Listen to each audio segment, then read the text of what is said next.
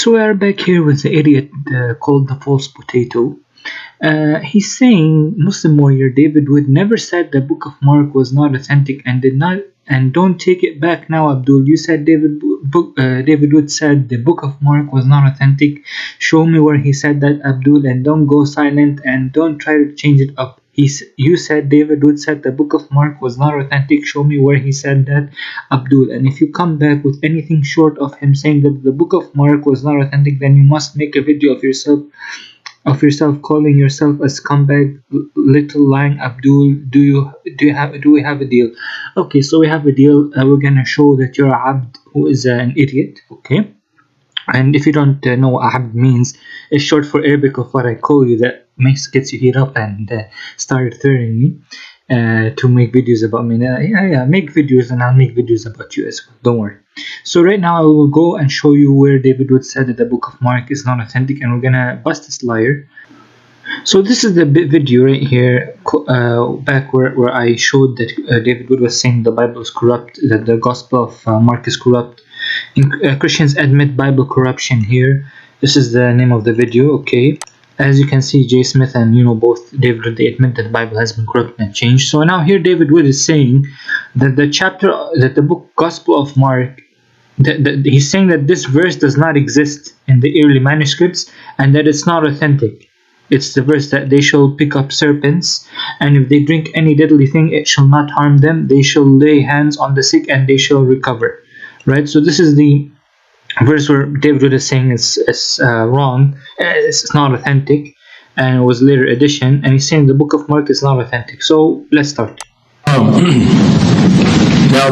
the New Testament clearly states that... Let me make the volume louder so we can all hear. It is preferable for men to castrate themselves, become eunuchs, Matthew 19:12. It also states that true Christians can drink poison, Mark chapter 16, and not be harmed. Finally, it states that women must pray with their heads covered, 1 Corinthians chapter 11, and that a woman speaking in church is shameful, 1 Corinthians chapter 14. My question is, why don't the vast majority of Christians follow these rules? And if they do, I would like Mr. Wood, I have a vial of whiteout, liquid paper, highly toxic. I would like Mr. Wood to swig this bottle of whiteout. If he does not do it, then he does not agree that this is the Word of God, because he's a Christian, and Jesus says, according to the Gospel of Mark chapter 16, that he can drink poison and survive. So this is Mark chapter 16. He can drink poison and survive. If he does not do it, then he is admitting this is not the Word of God. If he does do it and he survives, I am willing to become a Christian tonight. Did you say bottle of whiteout? I might do that for you. I wrote down poison and women in churches. What was something else? Men have to become eunuchs. It's preferable for men to become eunuchs. Christians can eat poison. A woman must pray with her head covered, according to 1 Corinthians 11. A woman speaking in church is shameful, according to 1 Corinthians 14. So now you guys are going to see how David Wood is going to admit that he's going to say, as far as the Mark, meaning the chapter of Mark, the Gospel of Mark, and that verse in Mark, right, which the Muslim brother told him about, the Mark chapter 16 verse 18, he's going to say it's not authentic and it's a later addition. So you're going to see that he's admitting that the Gospel of Mark is not authentic, and he's going to say on behalf of all the Christian scholars, he's going to say every Bible scholar says that it's not authentic. This is what he's going to say. And to prove to you that this false potato idiot does not even know how to hear or listen and does not understand anything. Let's start. As far as the Mark, that comes from the end of Mark, which practically every scholar, every Bible scholar in the world says was not authentic. That this was a later addition. As far as the Mark, that comes from the end of Mark, which practically every scholar, every Bible scholar in the world says was not authentic. That this was a later addition.